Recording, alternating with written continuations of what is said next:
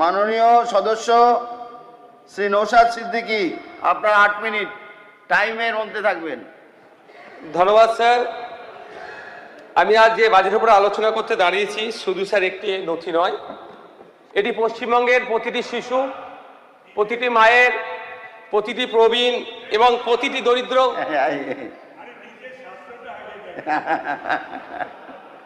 Sir আমি অনেক জায়গায় বলি আমার স্বাস্থ্যের থেকেও পশ্চিমবাংলার স্বাস্থ্য ব্যবস্থা খারাপ হয়ে গেছে।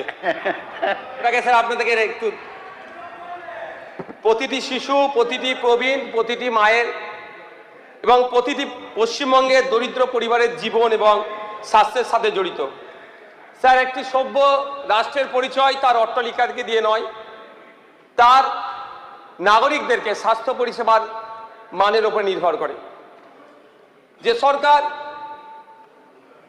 তার নাগরিককে সময় মতো স্বাস্থ্য পরিষেবা দিতে পারে না, সে তার উন্নয়নের দাবিতে স্বাভাবিকভাবেই প্রশ্নের সম্মুখীন হবে। স্যার পশ্চিমবঙ্গ সরকার 2026-27 অর্থবর্ষের জন্য 24,753 কোটি টাকা বরাদ্দের কথা উল্লেখ করেছে। তবে এই একটা বড় অংশ অবশ্যই আশাব্যঞ্জক হয়, কিন্তু প্রশ্ন থেকে যায় স্বাস্থ্য ব্যবস্থার কি পরিবর্তন হবে, না বিগত দিনের ন্যায় সিন্ডিকেট রাজ যেভাবে জাঁকিয়ে বসেছিল একইভাবে থাকবে। স্যার স্বাস্থ্য ব্যবস্থার বরাদ্দ কত হয়েছে তার থেকে বড় কথা, যখন আমরা দেখব নিয়মিত কোনো গর্ভবতী মা হসপিটালে বেড পাচ্ছে, একজন বৃদ্ধাকে এমআরআই করার জন্য কোনো বেসরকারি প্রতিষ্ঠানে যেতে হচ্ছে না, অথবা দুর্ঘটনায় আহত কোনো ব্যক্তিকে এই হসপিটাল থেকে ওই হসপিটালে যাওয়ার যে পীড়াদায়ক যন্ত্রণার সম্মুখীন হতে হয় সেটা থেকে মুক্তি পাচ্ছে, অথবা কোনো গরিব মানুষ তার চিকিৎসা পরিষেবার পরে ঔষধ কেনার জন্য তার পকেট থেকে হাজার হাজার টাকা খরচ করছে না। স্যার ন্যাশনাল হেলথ পলিসিতে বহুদিন ধরেই সরকারি স্বাস্থ্য ব্যয় বাড়ানোর কথা বলেছে। এই 2026-27 অর্থবর্ষে নতুন সরকার প্রায় 3,500 কোটি টাকা মতো বৃদ্ধি করেছে। অবশ্যই এটা আমাদের কাছে একটা আশার আলো দেখাচ্ছে। তবে স্যার শুধু বরাদ্দ বৃদ্ধি করলেই হয় না, কোন খাতে কিভাবে খরচ হচ্ছে সেটাও কিন্তু একটা প্রশ্ন থেকে যাচ্ছে। এই নিয়ে স্যার আমি সরকারের কাছে 5টা মৌলিক প্রশ্ন রাখতে চাই। প্রথম প্রশ্ন, এই বাজেটে চিকিৎসক, নার্স, স্বাস্থ্যকর্মী যে শূন্য পদ আছে তার পূরণের জন্য নির্দিষ্ট কর্মপরিকল্পনা কোথায়? কারণ স্যার আমরা যদি দেখি central bureau of health intelligence তথ্য অনুযায়ী 78,000 রেজিস্টার্ড অ্যালোপ্যাথি ডক্টর ওয়েস্ট বেঙ্গলে আছে, কিন্তু সেখানে মাত্র 17,692 জন সরকারি পরিষেবা দিচ্ছে বা সরকারের সাথে যুক্ত আছে। একটা বড় যে ল্যাগ তৈরি হচ্ছে, তথ্য বলছে স্যার নার্স ডক্টর মিলিয়ে ওয়েস্ট বেঙ্গলে প্রায় 65% শর্টেজ আছে, আর স্পেশালিস্ট পোস্টে প্রায় 85% স্যার শর্টেজ আছে।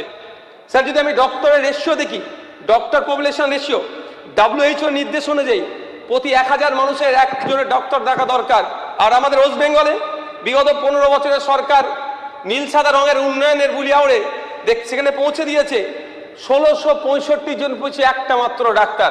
আমাদের ব্যাপক স্যার ঘাটতি আছে। নার্সের ক্ষেত্রে যদি দেখি ওয়ার্ল্ড হেলথ অর্গানাইজেশনের নির্দেশ অনুযায়ী 500 জনের ক্ষেত্রে একটা নার্সের হওয়া দরকার ছিল। আমাদের ওয়েস্ট বেঙ্গলে এই মুহূর্তে 1100 জন মানুষ পিছু একজন করে নার্স, কিন্তু এমন অনেক প্রচুর নার্স আছে যারা তাদের নিজস্ব উদ্যোগে রাজ্যের মধ্যে থেকে বা রাজ্যের বাইরে থেকে পড়াশোনা করেছে, কিন্তু তাদেরকে এখনো তাদের সেই সুযোগ দেওয়া হচ্ছে না। এদিকে কিন্তু নার্স পপুলেশন রেশিও বেড়ে যাচ্ছে। স্যার গত 17 জুলাই একটি Calcutta national medical college and হসপিটালের প্রিন্সিপাল স্যার আমাদের স্বাস্থ্যমন্ত্রী স্যারকে চিঠি করেছেন যে 100 বছরের পুরাতন প্রতিষ্ঠান, ওখানে প্রায় 50% ডক্টরের অনুপস্থিতি সেখানে নাই। এই আমাদের স্যার স্বাস্থ্য ব্যবস্থা, এটার থেকে পরিত্রাণ বাংলার মানুষ পেতে চায়। এর থেকে মানুষ স্বাস্থ্য পরিষেবা যাতে বেটার পায় তার জন্য আমরা স্বাস্থ্যমন্ত্রী তার কাছে আমি আবেদন করব। দ্বিতীয় প্রশ্ন স্যার, জেলা হাসপাতালগুলিকে প্রকৃত অর্থে সুপার স্পেশালিটি পরিষেবায় উন্নতিকরণ করার কি পরিকল্পনা আছে? স্যার আমি প্রকৃত অর্থে এই জন্যই বললাম, এমনও ঘটনা আছে পশ্চিমবাংলায় এক্স-রে মেশিন আছে, টেকনিশিয়ান নাই। টেকনিশিয়ান থাকলে এক্স-রে যে প্লেট রিপোর্ট করার জন্য না পেপার আছে না প্লেট আছে, এই দুরবস্থা চলছে। আমাদের সেক্ষেত্রে আমরা আশা করব যে এই সমস্যা থেকে আমরা পরিত্রাণ পাবো। কারণ আমরা বেডের ক্ষেত্রে যদি দেখি WHO নির্দেশনা অনুযায়ী প্রতি 1000 মানুষের জন্য ওয়েস্ট বেঙ্গলে 3 থেকে 5টা বেডের দরকার। সেখানে আমরা বাস্তবিক অর্থে দেখছি পশ্চিম বাংলায় প্রতি 1000 মানুষের জন্য একটা বা একটার একটু বেশি 1.1 বেড হচ্ছে। এই দুরবস্থার মধ্যে দিয়ে স্যার আমাদের স্বাস্থ্য ব্যবস্থা চলছে। স্যার আমার তৃতীয় প্রশ্ন, গ্রামীণ স্বাস্থ্য কেন্দ্রগুলিতে বিশেষজ্ঞ চিকিৎসকের নিশ্চিত করার পদক্ষেপ কি নিয়েছে স্বাস্থ্য দপ্তর? কারণ স্যার দেখছি স্পেশালিস্ট যে পোস্ট আছে 85% স্যার সেখানে শর্টেজ। স্যার আমার চতুর্থ প্রশ্ন, সরকারি হাসপাতালগুলোতে বিনামূল্যে ঔষধ রোগ নির্ণয় পরিষেবা সম্প্রসারণের লক্ষ্যমাত্রা কি?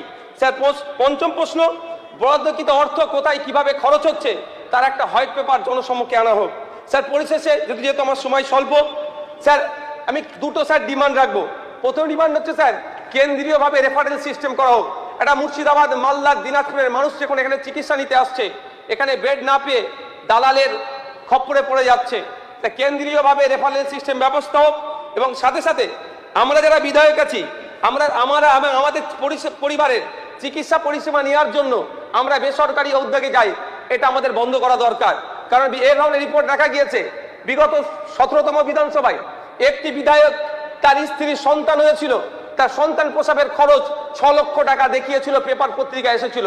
তাই আমি আশা করব যে সরকারি উদ্যোগে আমরা বিধায়ক, আমরা যদি সরকারি পরিষেবা থেকে দূরে থাকি, তাহলে আমাদেরকে যারা পাঠিয়েছে জনপ্রতিনিধি হিসাবে পাঠিয়েছে, আমাদের ভোটার জনগণ তাহলে সরকারি পরিষেবামুখী কিভাবে হবে?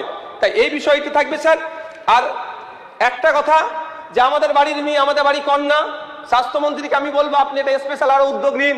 অভয়াকে যেভাবে তার প্রতিষ্ঠানের মধ্যে ডিউটিরত অবস্থায় তাকে খুন করেছে, যারা যারা যুক্ত একটাও না ছাড় পাই, দ্রুততার সাথে শর্ট টাইমে আমাদের বাড়ির কন্যা অভয়ের বিচারের ব্যবস্থাও আমাদের স্বাস্থ্য দপ্তর উদ্যোগ নেবে, এই আশা আমি করবো। ধন্যবাদ স্যার।